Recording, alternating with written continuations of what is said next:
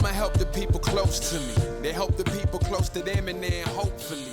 Well, Abiola, appreciate you joining me for a second time on the podcast, Unguarded Podcast. Thanks for inviting me for a second time. Nah, for sure. I got to keep, I'm trying to keep it with those that have something to say every once in a while. Keep it consistent. We are trying to build a real network, not a cliche one here. So, staying up to date with everybody. But welcome back to the podcast. I'm trying to think, when's the last time we did your first interview? Probably a couple of years. Luna was still a crying baby puppy. Now she's a crybaby big dog. So. Yep, I remember because Luna was not having it that day. No. Meanwhile, right now she's right here asleep, unbothered. Yeah. Awesome. Well, the topic that we've been going with is really just interviewing players. Of course, it's not so much just the transition, but talking to players that are entrepreneurs, but also have certain businesses that service players, which of course you got Goball. But more so wanted to just dive back into that starting phase of the transition before even thinking business, etc. What was that feeling like when you knew it was coming to an end? Was it more so your body? Was it more so the motivation to get up every day and do 2 a days? Like, what was it? Was it like you had a date already set for you? What was that like kind of point where it was like, I'm out. It was definitely done. My body. My knees were just like, we ain't got none left for you, so figure it out. So I went and played my last year in England, which at the time wasn't necessarily like the best league, but it was not as demanding physically as the other leagues, for one. And the team that I played for, they had a relationship with college. I think I told you that before. So I was able to get my master's paid for because I wasn't getting a salary. So they would give me like a stipend for food. I requested for all my living expenses to be paid for, and my master's to be paid for. And the coach was like, yeah, that's a deal for me. I was like, cool, it's a deal for me too. So that was my way to make sure that at least I got something out of basketball before I was completely done. And that was a good league for my body because I didn't have much left. Yeah. Did you make the decision to go to the UK on your own? Like, how did that even come as? Honestly, was it like? It was kind of weird. So it was someone I was dating. I won't say dating, but I was talking to at the time. And she wanted to travel and go to England or whatever. And then one of my best friends, Brandy, was already out there. And so, for one, knowing someone out there was helpful. And then, so I started doing some research, like, okay, they do have this. So I reached out to the coach of that team. And just so happened he was the coach of the British national team at the time. So he knew who I was because we played against when I was with the Italian national team. So it was, oh yeah, I know who you are. I definitely want you on my team, which was like, okay, cool. He thinks I'm good. So it was a combination of those things, like having Brandy already there. This person that I was dating kind of came up with the idea of, she wanted the Masters. I honestly wasn't even thinking about that at first. And then I was like, I can actually do that and make sure I have something on my resume when I'm done playing basketball that isn't just basketball. Because my undergrad was Spanish, which was cute and all, but I was making a good paying job. So that's kind of how it came about. But yeah, it was kind of like a series of events that came to be at the right place at the right time, I guess. Yeah, now it's a big thing. Well, I guess it's not big, but it's definitely, the UK has been able to attract a lot more caliber talent. The league has improved a lot because I was just looking at, for example, the London Lions. They have great players, and and then the Euro Cup. Like, I don't think there were any English team in the Euro Cup when I was there. You're right. So. Yeah, it's definitely growing for sure. How was the ego check? So one of the other questions we have, far as you're a champion in college, you were a champion, you played at the highest levels, also at the pro level, national team level player, and now transitioning and going to a lower league. But in general, even when you were done the UK, like, how did the transition to now truthfully becoming a normal individual in the world, I guess. How did that kind of tug at your ego? If I'm being honest, I never had a huge ego. So that was not a big problem for me because I've never been a superstar or any team I was on. Maybe when I was younger in Italy, but it's different. Like it's not like in the US. Right. So I always had to like work my way up and become a starter, get my accolades or whatever. So I was never just with a chip on my shoulder, like I walk in, I know I got it, because that was never the case. The only time I had to be like, all right, I'm not doing this because it's beyond me. And I use those words too, was when I was playing. So when I was in England, I had to play for the club, but also play for the university. The university basketball team was probably JV level, if I'm not even exaggerating. So during practice, the coach was doing like the basic exercises, like practices. I told the coach, like, look, lady, I can help you coach the team, but I'm not starting. I'm not doing all of this. Like, I'm retired. I'm just doing this for school. I'm not starting over. You're not about to help me do these drills. Like, I'm not. And that's probably the only time where my ego was like, okay, that's a little thing. And this is where I draw the line. And so I helped her coach the team because I was not about to do that. But other than that, I was prepared to know that I would have to start over, be someone that no one knew, and do things I wasn't good at already. So I was kind of prepared mentally for that. So yeah, I don't think ego has ever been like a big issue for me, to be honest. Right. So being the underdog from the sports space basically prepared you to now have to enter into the next chapter of your life as an underdog. Absolutely. Of course, the goal would be to tell us a little bit, because I know you got a lot of certifications and all that now. We'll get into being an artist and the entrepreneurship side, but far as what you ended up doing once you finally completely were done with basketball, got to the States, tell us a little bit about your degrees, your certifications, and what you kind of landed upon that you've been doing since you've retired. Yeah. So when I went to school in London, I got a master's degree in international business management.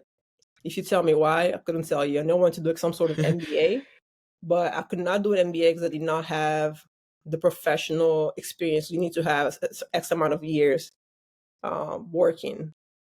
And I did not. I mean, basketball didn't count in that particular space. So I was not eligible for like traditional MBA, but I was eligible for the international business, IBA, so international business management. Same thing. There was, I think, one class that was the difference.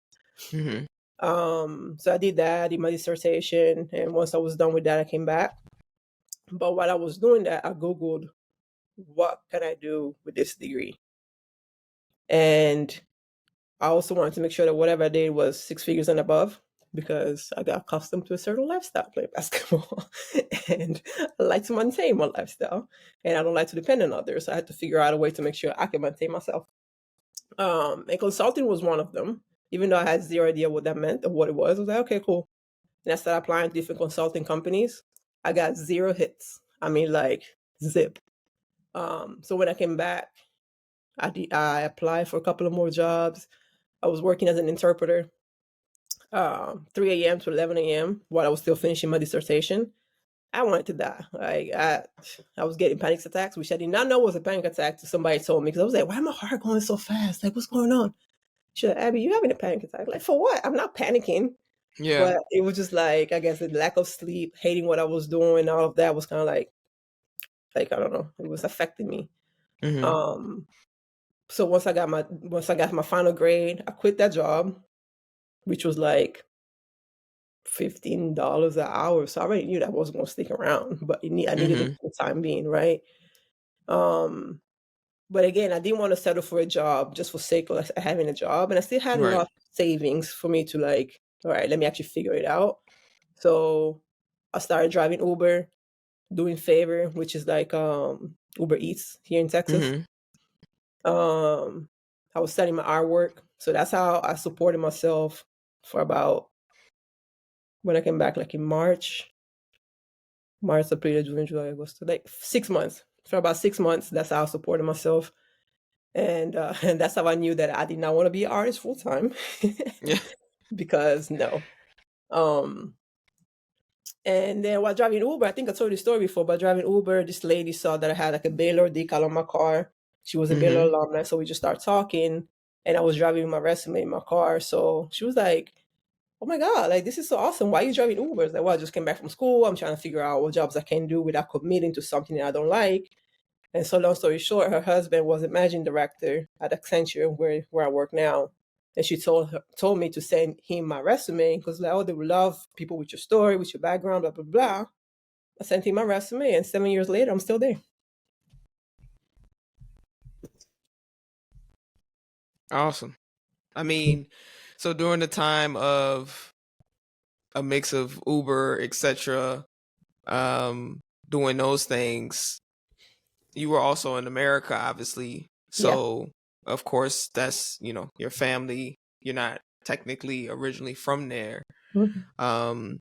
So when you had to transition on your own, did you have anyone really helping you? I know we'll segue into like how you're helping players, but how did you No, figure out how to have that resume ready? Was it just your natural? it was a combination of social media. I think I saw a dude had did that. He was walking around New York with his resume in his pockets or Mm-hmm. something. So I was like, I'm gonna put that in my car and see if that works. And then Gotcha. I was strategic about the areas where I would Uber. So I never did night times or clubs. I didn't care about those people. I did it during the day, in the business centers, downtown, where Mm-hmm. people that actually went to work in offices went. And I try, even though I really hate small talk, I would try to try a conversation with them to understand what they did. And I'll give my resume to the people that did stuff that I thought was interesting. Um, so it was a combination of like seeing what worked for others, reading stories like on LinkedIn or Instagram or whatever, and then just me being me. Like at the end of the day, I'm gonna work to get what I want, one way or the Right. other. I mean, I know you say that, you're not one of the bigger names and everything, and you had to work in, but you did go to Baylor. You were associated with a lot of bigger name clubs, etc. throughout your career. So I guess it's again, it's a conversation around, how players need to be prepared that next part of life, like nobody really checking for you like that once you're done playing. Like, I mean, um, but it's harder when you are the superstar, when you are the person that you just walk in and everything is given to you, right? mm, Um, because don't get me wrong, it was hard for me too, just to kind of like be on my own, not have like a teammate, like a team to rely on, or like even silly things like my first paycheck. I did not know taxes came out of that. mm-hmm, And that hurt my little soul, yeah, Or like when I would come back when I would come back from the summer, I used to stay with my uncle maybe for 3 months, or I would get like Airbnb for 3 months. But once mm-hmm, I signed my first full year lease, I was like, oh, I gotta pay all of these bills. I didn't yeah, know because we don't do that overseas. So regardless, there's like some reality checks that hit you hard, regardless to who you are. And when you are up here, it's probably even more. right. No, for sure. You paying.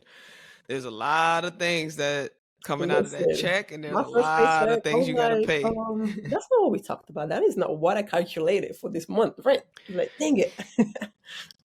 Yeah, nah, that's definitely something I think, when you transitioning, for me, keeping in mind that, like, yeah, once nobody paying them bills, that heat, electricity, all those things, no car being provided, you gotta pay it for a car. Or, oh my gosh, the first time I bought a car, I was like, what are we doing here? Like, what?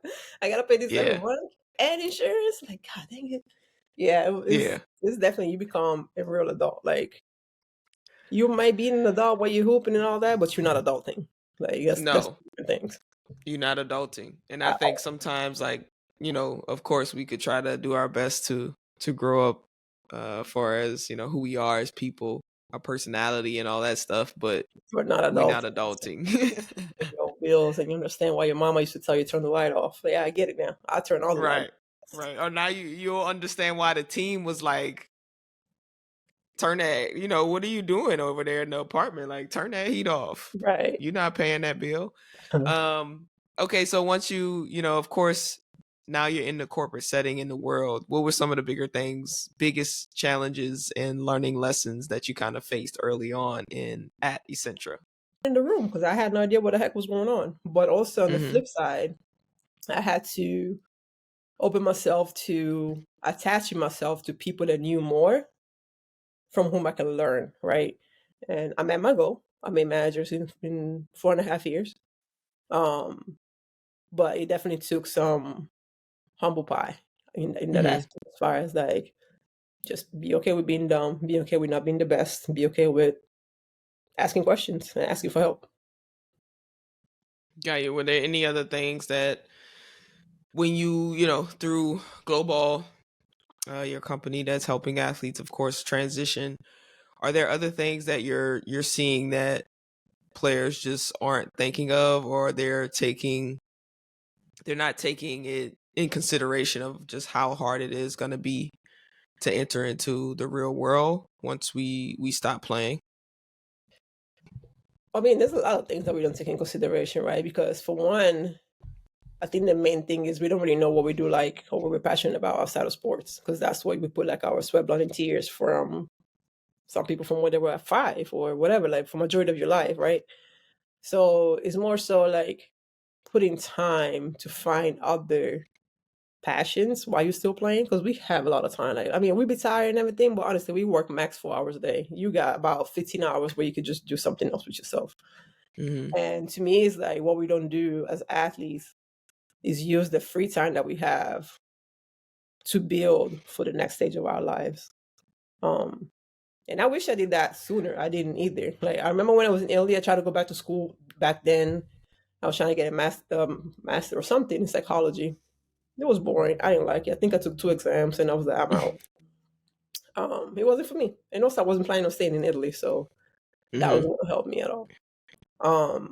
But my first internship ever in life was the summer of the after my first semester in my master's. So I am 33 doing an internship with a bunch of 18-year-olds. You know what I mean? So I could have been doing that in the summers while I was playing, because I Right. was literally chilling at the pool every day with Shamika, doing nothing, just chilling, spending my Yeah. summers traveling, enjoying life, which is great. But in hindsight, I could have used the summer to build skills that would have helped me get a job and actually add something on my resume that was something not just basketball. Right. I mean, we see a lot of players, of course, the top players are coaching in the summer from the W, or they But become that's something that coaches. you want to do. I don't want to. I never want to be a coach. I Right. like And so basketball, but it's right. That's the thing. If you don't become a coach or start your own training company, it's imperative that you start to try to get those experiences or intern or something, because then, yeah, I don't care who you are. Like, it is a tug at your ego, and you have to humble yourself to go do an internship at the bottom level with individuals that's probably like way younger than you, despite everything you've done, all the places you've been around the world. Now it's yeah. like, what? I'm sitting next to these young kids Mhm. learning the same stuff, so it's like it would, I think, be a challenge for everybody that has Oh to yeah, kind of like. absolutely, absolutely. Because you start looking around like, dang, I wasted so much time. But then at the same time, you can't compare your life pattern to someone else, right? Because honestly, if I didn't tell people that I played basketball for 10 years, they would never know that I'm that much older than them from our workspace, right? Because once they hear that part, they was like, wait, they start doing the math. And I'm like, wait, you've done something for 10 years of your life already after college? Like, yeah. So this is my second like job in life, you know what I mean? So it's like I learned not to resent that, because I would do it again. Like I love playing ball. Mhm. And if I can go back, I don't think I would change anything, honestly. The only thing I would change, I would prepare myself more in those downtimes. Like maybe a couple of hours at the pool and then maybe go find a job. You know? Um The only thing I can say in my defense, though, was for the majority of my basketball career, I was not eligible to work in the US because I didn't have a green Mhm. card. Got you. So there was so much I could do, really. Um, but nonetheless, even if I could have, I don't think my mind even went there. Right. Right. So now, of course, you are fully transitioned in the corporate world. There are a lot of former players. Obviously, I don't know that many of them on the level that I've gotten to know you, but we do see a lot of majority go into training or being a coach, but we don't have that many individuals that you see going corporate or actually transitioning into another realm. Tell us a little bit about why, again, you really focused on Global, why you're still there.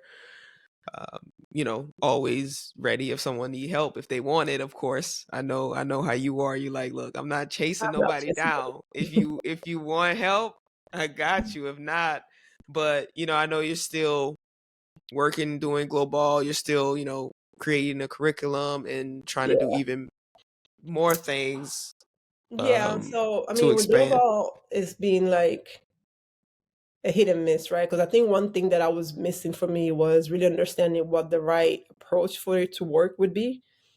And I think this past year, by just connecting with different folks on LinkedIn, they kind of helped me like understand better. And my new approach is more so trying to connect with corporations that want to hire athletes and actually help them internally.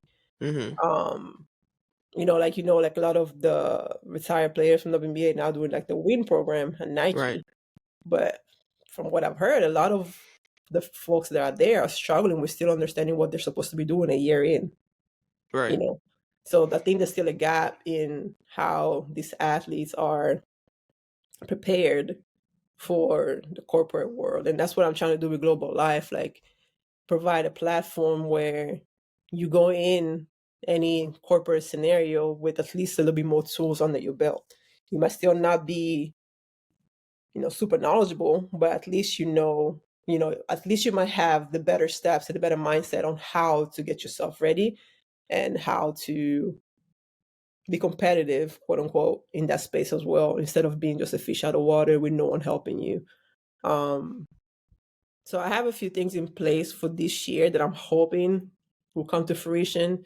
I've also added doing workshop at college level, so universities, and so catching students before they graduate. Because even though you haven't gone to the professional level yet, you still spent 4 years of your life where basketball was. Yeah, you're still the athlete, but the athlete part takes a big space. Yep. And doesn't necessarily give you space like regular students to go and do internships, go and do all those type of things, right?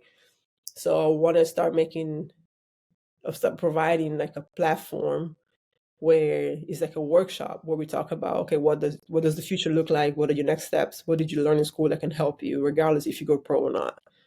And that might be another way to prepare athletes ahead of time, right? Catching them while they're still like fresh students, they're still new to the world, period, right?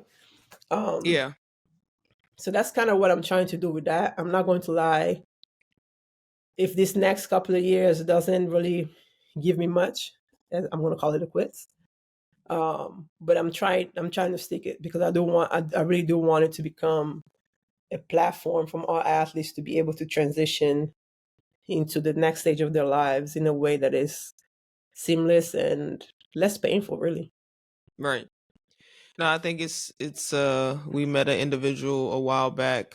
He wasn't helping athletes specifically, but he was even helping normal students who get a degree and then they were graduating and going into jobs and realizing they didn't want to do that.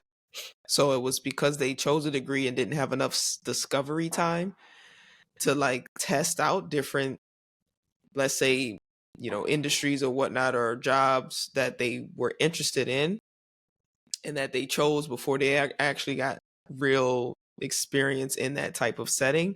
Mm-hmm. And so he was trying to create it where it was like they could dabble and learn different types of jobs before, and they would have time to kind of shift their degrees at a certain amount of time within their journey in school. It's easier to figure out what you don't like than what you do like. You know what I Mm-hmm. mean? Like you can try a bunch of things like, no, I hate it, hate it, hate it, hate it. And then eventually, oh, I like this. You would have never known Right. if you try it. Yeah. So it's I think it's not, it is an athlete thing specifically because a normal student has more things. They can go to the things happening on campus, the meet and greets and stuff. Like as a player, you just don't have that time. Right. So we know it's a big need because there's a lot of people out there building these transition programs. Right. There is the W I just saw allowed some of the players to do something with Fanatics, I believe, some type of small internship or something like that. Cool. But of course, like you said, there still is a big gap between actually helping them and cultivating them to be prepared to actually enter those settings and work efficiently. Yeah. Compared to just saying, okay, I'm here. It looked good. We got content seeing that the players are here, but what are they actually learning? So I mean, definitely a great thing that's needed. I'm sure it's hard to try and get it pulled off. Yeah. I mean, But it's a juggling act, right? Because yes, definitely I'm trying to do my part, and again, I'm doing it by myself, so I gotta juggle that and work and everything else I got going on. But at the same time, the the athletes, and I'm putting myself included in this conversation, that we need to be more proactive. Because again, we're used to everything being given to us. The next stage of our lives, we gotta go get it. Like this, nobody's gonna give it to you. So I think it's just having a bit more proactivity in planning your future or figuring out what you want next. Because another big thing that I would say that at least I wasn't prepared for, it gets depressing. Like it really does. It gets depressing when you quit, when you retire. And it's easy to just wallow in that sadness and in that space where you just like, oh, I'm not good at anything. I don't know nobody that can help me. Da, da, da, da. It's really easy to fall into that and just get stuck and not move past it. So that's why like being proactive might also help that stage be a little less daunting, because yeah, I was depressed. I ain't even gonna lie. But I did get like a career coach after a while, and it helped me kind of pinpoint like areas that I may be passionate about, areas that I could be good at, and things like that. But that was expensive. So all of those experiences made me want to build Global Life and see how I could help. So I'm hoping to go to Afrotech this year and talk to every business in there and have them convince somebody to build this program with me. And hopefully that could be a good stepping stone for Global Life and for, athletes. Yeah, I need to see. We need to do that date so I could come with you to Yeah, Afrotech. sometime in November, and it's out here in Houston, so I'll definitely let Yeah, I can be your guinea pig. I'd be like, yeah, she's right. I needed that. Shoot, but no, I mean, I think with Wevolve, and of course, athletes being proactive and not being chased down is something like everybody. No one in the next step gonna chase you down. Like they don't care. But we're so in the moment. We're like, I'm still hooping. I don't care about that. Like Right. I got it. Okay, that's true for now. But we Right. don't think that way, right? It's hard for us to think that way. And I can only speak from experience because being there, done that, got the T-shirt. But if I could go back and tell myself like, yo, plan something because you're gonna be broke and depressed in 2 years. Yeah. Right. I mean, it's hard balancing both too. I'm not gonna lie. Like, it's now for me, the feelings I have is like my ego be kind of like fighting back. Like, no, you could hoop, like lock in, and it's kind of like I can't. Like I know I can't take my mind back there to be ball is life just because my ego and what my peers may think. It's like, hey, I did it all this long. Go check in the earlier days. I could really hoop. Now I'm just hooping. So it's easier hard. when your body's done. It's much easier when your body's done because you can think all you want, but if you can run up and down the court more than twice, Yeah. there's nothing else you can do. And my knee was just not having it. Like, Right. so that helps. Yeah. That was the easy way to call it. Yeah. True. That could help. My body's still solid. I mean, Yeah, it if my hurts a body little was bit good, more, but I can still get up I and would have down. kept I can going. still move. I definitely would have kept going if my body allowed me. I'm not even on the front. Like, if my body said you're good, I would have kept going. Yeah. We talked a little bit about finding your different things you're interested in. Now, like, let's take art. You discovered that before you were done, no? Oh Were yeah, you? no, Yeah. I've So been doing like, that since I was a kid, and it was something I just took with me through basketball. So everywhere I played, I painted. In a couple of places, I did art shows. I think in Italy, I did art show. In Spain, they had featured my art on the newspaper. In Israel, I was going to like an art studio to like take classes and stuff. So that kept me sane throughout my basketball career. And it was just a good way for me to like balance myself out, because on the court I'm aggressive, but I'm not an aggressive person. So it was like finding my center again hmm after games and stuff. yeah.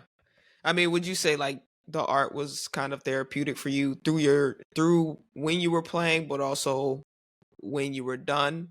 Absolutely, Is yeah.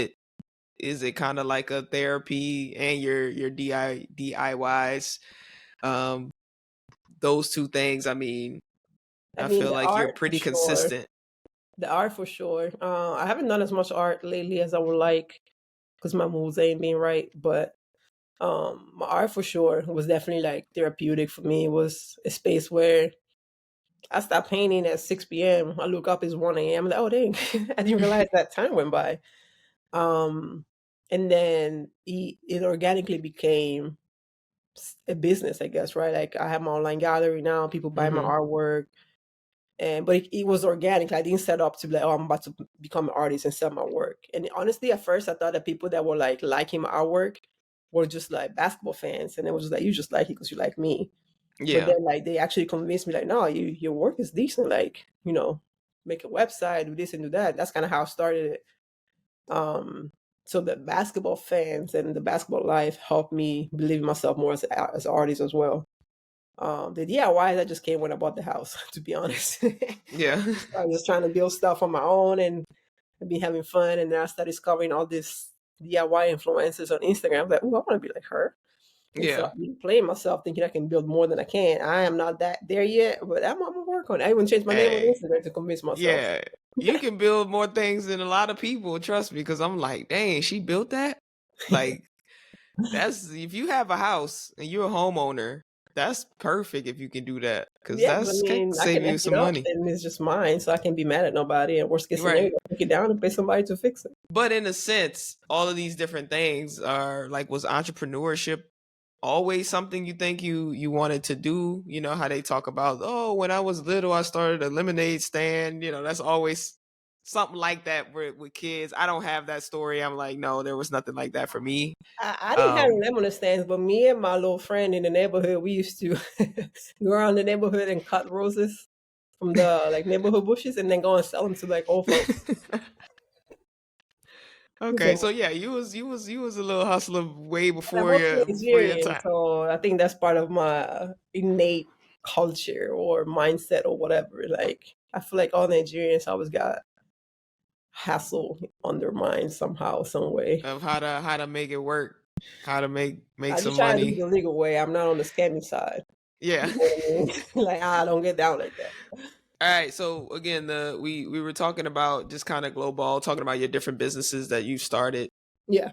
and now that you're farther removed, of course, the new generation with the NILs making money already, like they got bench players making like 25,000 I with wish I was paying NILs. better back, and these kids are making money. I'm happy for them. I'm low key salty because I was paying money back on the Yeah, scholarship because I was a foreign student, so I had to pay like whatever. Yeah. I know. Uh, with Goball, of course, the curriculum you've created, you want to do it with a couple more, different schools, pro players, etc. But with NIL, players already making money. I mean, social media now also, when we talk about that ego and bigger than life type No, that's the elements interesting of part. Yeah. what, again, you are in the corporate world. So it's kind of like, what's the realities between what's going on in the real world, corporate businesses, and like what we kind of get blind to, I think, because, we're in the sport world. And so we see these, people that are our peers, like, oh, they on IG, they doing this, everyone's moving around, who's the best, who has the best talent.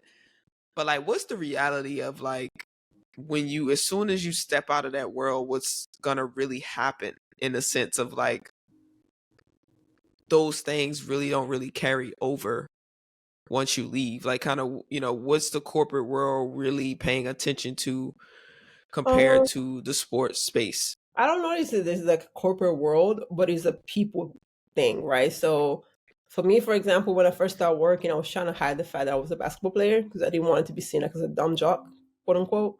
Turned out that being a basketball player was the best thing I could be. Like everybody was, that was the great icebreaker. Um, Especially when you work like in a corporate space where it's like white men dominated. We don't have anything in common, right? But sport, you have that in common with anybody. So that was always like a good icebreaker. And then knowing that once they find out what level you played, there's different level of respect that comes with that too, because it's like in the corporate world, they really do see athletes as people that are hardworking, dedicated. Like you really put everything you have into the sport, so they know you have what it takes to become successful at whatever it is that you put your mindset into doing. So I wouldn't say that it goes away, just how you leverage it for yourself. So it took me a minute to realize that, hey, that's not a bad thing. I just have to figure out a way to make it work for me. And I did. But I wouldn't say it's a corporate thing. It just depends on the people you meet in this corporate world, right? Because you could be working for a company that has folks that have zero interest in sports, and that is just pointless conversations. But from my experience so far, it's been in my favor. Mm-hmm. What's some of the skills that you think, like if a player had to start practicing some skills now, if they know, look, I don't want to go. I mean, even coaching, let me say, like if you end up being adobo director of operations or something like that, you need some skills to transition into that role, even if you start coaching. But what are some skills like you think players should start, getting those certifications or something in that can prepare them for um, corporate spaces before they actually retire?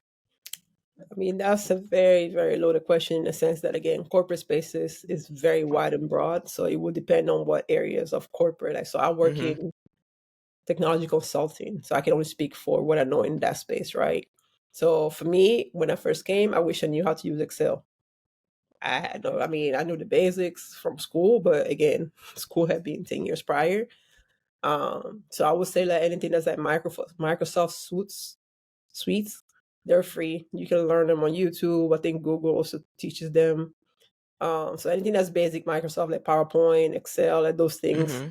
will come in handy, especially if you come in as a newbie in any company. You probably have to do a lot of clerical work, like create decks or create spreadsheets, like stuff like that.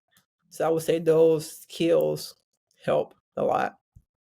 But again, I was lucky enough to where I had like managers that were also like good teachers. So I was like, hey, dude, I really don't know what I'm doing. Can you help me out? Because I'm gonna waste your time and my time. And they were like, I appreciate that. So like be ready to admit when you hit your limit you don't know, because if you're given a task, for example, right, from a manager and they expect it in an hour, but it takes you an hour and a half to figure it out, now you failed and you pissed them off. 5 minutes Mm-hmm. in, I know I cannot do it. I'm like, hey, dude, I know you want this in an hour. I need help for me to be able to do it in an hour. They appreciated that. I was like, you know what? I got you. Let me show you how to do it so you can go and do it. And that's a work for me. I'll let you know where I need help because I'm not wasting my time and definitely not your time. Right.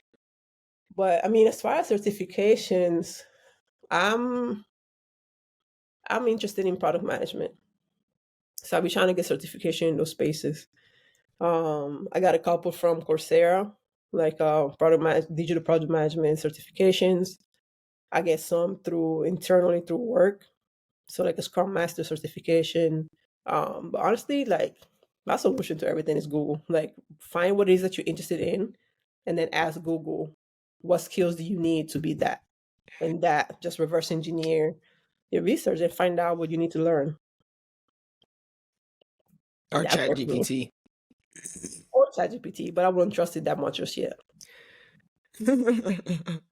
It probably can spit out what you need to know for Yeah, I mean, certain no, it'll definitely jobs. give you some. Like, I'm working on Gen AI stuff as well right now, and it's definitely like a tool that's something you should learn more about today and get certifications in that. Um, but still use your human common sense to add Yes, value to whatever it is that is spits out. definitely. I think, of course, we always just talk about some of the programs and stuff that are out there for athletes. We've talked on our own about the Nike Win program.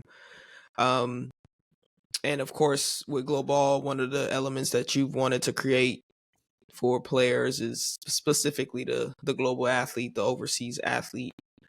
Since, there's a whole group, when we talk about basketball alone, a segment that is kind of underserved and undertapped for those players playing abroad that are American specifically.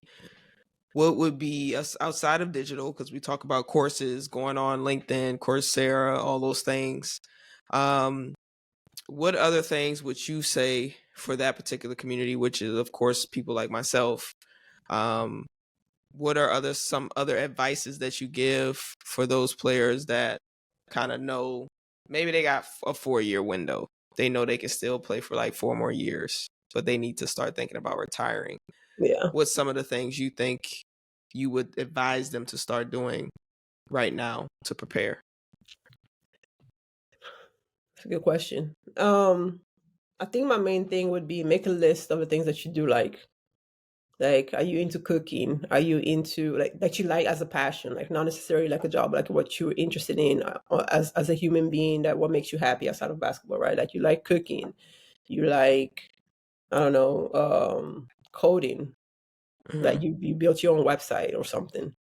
Then expand on those skills, because at least you will be able to start working in an area that you like more, right? So you like cooking, cool. Go find you a cooking internship during the summertime. What restaurant is looking for an assistant? Or like where can you work? Even like when you're overseas, like if you play in Italy or France, those countries where are known for culinary skills, ask your team like, yo, y'all have a sponsor that is part of a restaurant sponsor? Like, can I go and shadow the cook or whatever to learn more?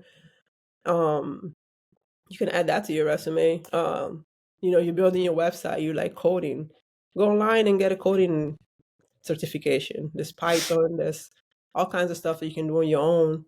And in your free time, build a portfolio. You can build websites for your teammates or whatever, and that can become your portfolio when you get ready to look for a job after that. So I think there's different areas, right? It doesn't always have to be technology, even though that's the big push right now. Some people might like to fix cars. Do that during the summertime. Go find a shop that Right. needs apprentice and get that certification. Or like, yeah, like there's so many jobs that are out there that you can really build your own and not have to work for nobody. Because I know as an athlete, that's also another thing that's hard. Like, you want to maintain that independence. Well, build Yeah. it. Find what it is that you're passionate about. Learn what you need to learn about it. Work for somebody just to get those skills and then move on and do it on your own. But I mean, not everyone has the mindset. Maybe some people are comfortable, like, hey, I just want my little salary and just move on. Do that too. But either way, you need to kind of start using that time that you have available to you right now to find what you're passionate about and see if that can become your career path. Otherwise, find something that you don't hate, if anything else. Right. Right? If it's not something that you love, find something that you do not hate, that you can see yourself do. However long you need to do it to have the life that you want. Yeah, I know a lot of players just like with me who evolved. They're like, man, like I don't know what I want to do. And I'm like, I mean, I didn't really know. It was just kind of like I knew I wanted this to happen, Yeah. and just kept going with it. But there's things like for the travel space, travel and leisure. Sport tourism is about to be huge, and that's 2 spaces that I'm like, I know I want to be involved in that some kind of way, but I have no idea of like, can I consult some kind of way? Can I be a manager of something? So I've started looking at things like for American Express and stuff, but then like that's a whole thing in itself. That's a rabbit hole of like, wait, what is this person? What is this job title? What do they actually do? They make up titles as you go. Every day there's a new title that didn't exist yesterday. So there's really whatever value you bring that makes sense. If it doesn't exist, create it and create a title for it. Yeah, I mean, So that's like, again, it's a time thing too, because, Mhm. but of course, if you have time, then you can just start exploring, Well, you like you do have said. time. That's the thing. Like Yeah. when we overseas, like I'm not like honestly, like I'm not the biggest partier, but I partied when I was overseas, right? Mm-hmm. But also I was not someone that could sleep all day. So I would be Right. out about and explore. And, one year I even go to Old Pond, which is like a Hebrew class to learn Hebrew. For what? No reason. I was bored. Mm-hmm. You know what I mean? So now if I knew what I know now, I probably would use that time to go learn something a little bit more beneficial to Yeah. me. But the point is we have time to do things. It's just a matter of Mm-hmm. wanting to use that time to do those things or not. I mean, sleeping all day to talk to your family all night, that's cute. But is it adding value to your future? Not really. Right. We have time. We just don't know how to use it. That's the main difference. Yeah. I mean, as simple as that. Like, there's It there's is no hard. there's no advice to be given. Like, you sleeping all day, like, you better wake up. Yeah, I mean, it's really And like I understand being tired and stuff. Like you always have to take some time off for yourself, recharge and everything. But we do have time, especially those countries that don't have 2 a days, because not every country had 2 a days. So you have 2 hours a day to work out, and what you do for the rest of the day? Sleep. yeah, Israel was definitely one of those countries that we Exactly. had time. England, I was there an hour and a half a day practice, and the rest of the time I was in school and I was working. Really? So you had, because I know they say that you did it in a year. You did your master's in a year or 2 years? A year and a half. It was like a year though, because I did my dissertation from here. Got you. Because they've said, 1 year is really tough to do it No, in a year and play.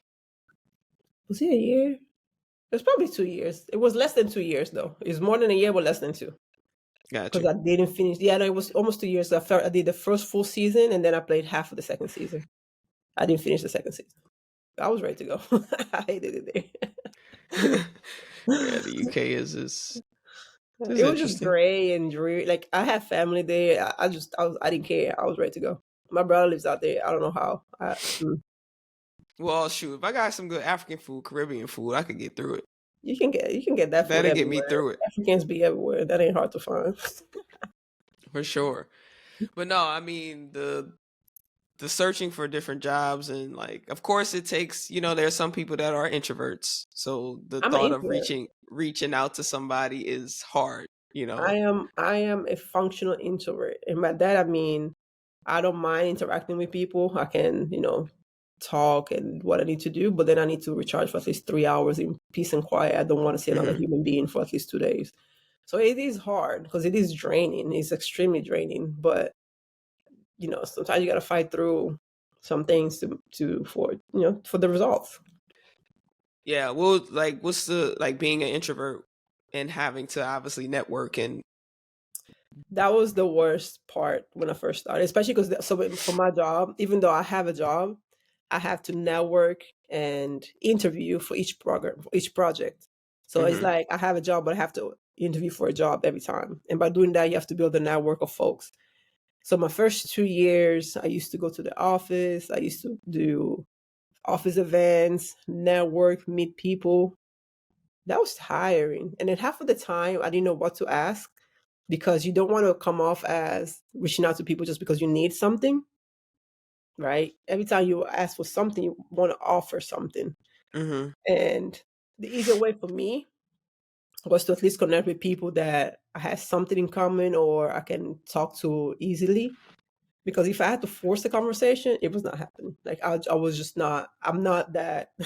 right. I'm not that charismatic to where I can just make up stuff. Like I hate small talk, and it's very draining. So the networking piece, that's hard. If you're an introvert, that's if you're an extrovert, oh, you will do great. Yeah. You can just talk to anything and anyone. As an introvert, you really have to get past that ickiness of talking to people and just have to find a way to recharge afterwards. And that's what I'm like. I'm always the first one to leave events. Like even my friends are like, oh, it's about time. I'm about to go. Because I get peopled out. So I just need to go and find a quiet space and just recharge. But I mean, as long as you know your limits, work with what you got and you'll be fine. But it's just a little harder in that space. Right. Yeah, I know a couple people that are introverts, and it's like, well, I'm not about to just reach out to this person and talk to them. And so it's kind of like, I do understand as an intro, I'm not an introvert. I'm half and half, I think. But for those that are introverts, they would find it hard to seek out opportunities I don't or to think that's go being an introvert though. talk to That's just someone and more say, so. hey, I don't know that that's being an introvert though. That's more so. I think that's more of an ego thing.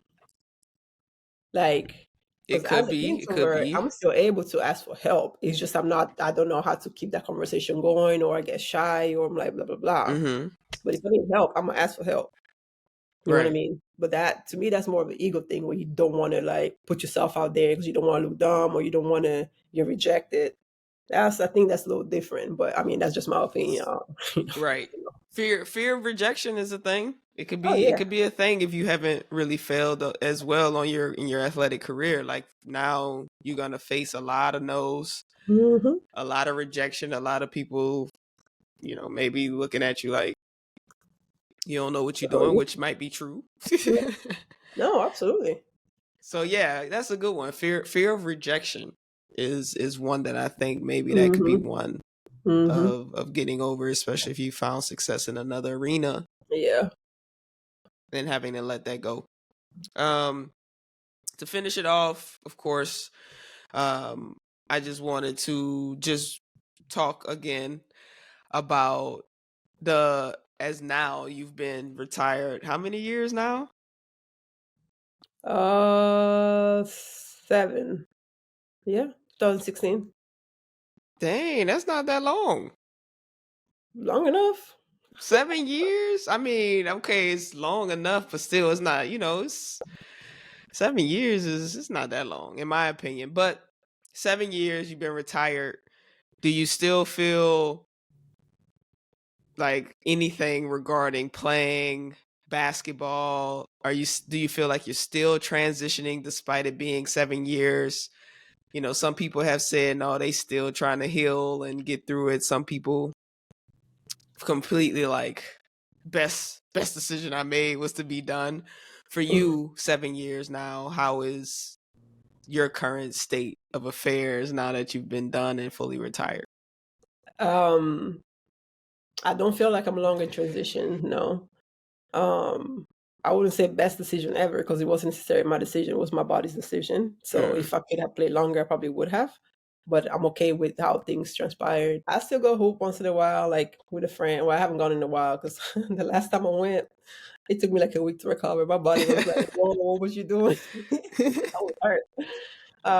We know like go shoot around, and I'm not a huge basketball watcher. I'm not even gonna lie, but tournaments definitely those are close to my heart. Like NCAA is on, I'm watching that, and it's just like I Hmm. get hyped, like I'm back, Right. playing.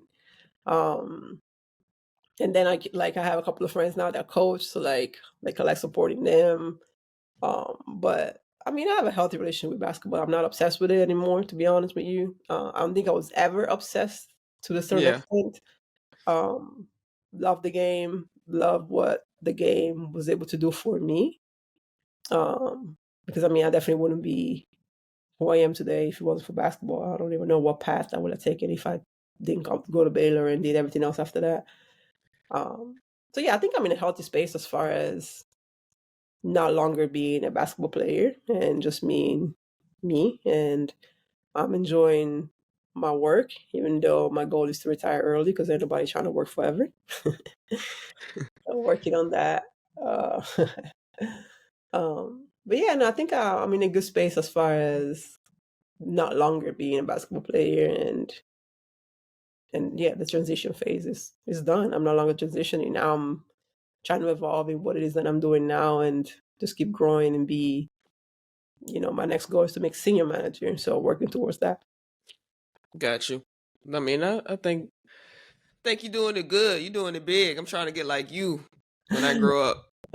Girl. For sure. For sure. Um, and so one last thing, just for the any of the athlete listeners when we clip this up.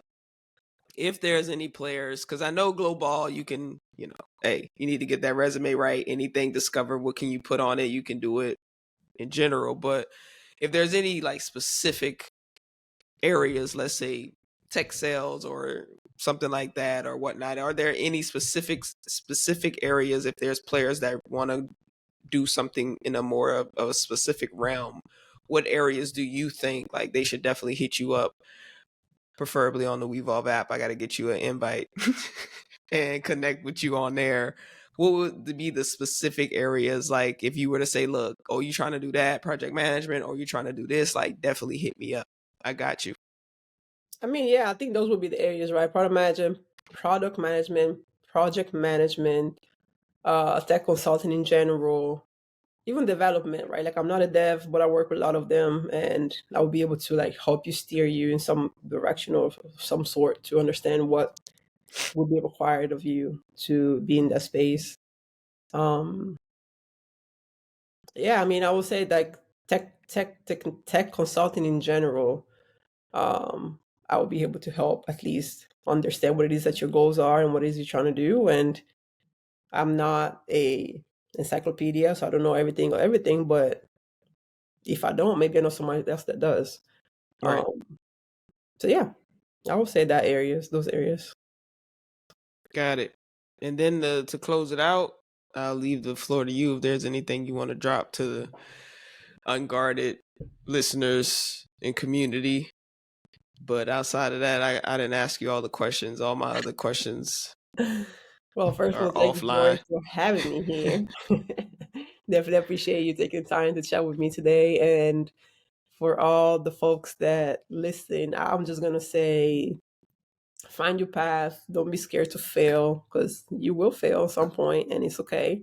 It's just a matter of using what you fail to improve, and just don't make the same mistake twice. That's the only thing I would say. Don't make the same mistake twice, and use your mistake to improve in the next stage. And yeah, if you need help figuring out what the next step of your career, hit me up. Happy to have a chat and, sort it through, and just a regular discussion. I'm not going to say that I can magic wand and find your future path, but at least we can talk it through, and maybe that will open up some ideas in your brain that you never thought of before. Definitely. Well, I always appreciate you. Always when I hit you up having questions, you always responsive, helping me through. So I try. Always appreciate that and having you in my corner. So thank you for coming on the podcast again. Of course. For everybody listening, definitely check out Abiola, her art, Goball, everything she got going on, and connect with her. Like I said, specifically on the WeVolve app. I just got to get her in there. So let's take some time to expose the weeds, feeding off the roots of the culture. Vultures are next to you, convincing you to save in the forest when they the wrecking crew. I guess I gotta do it on myself.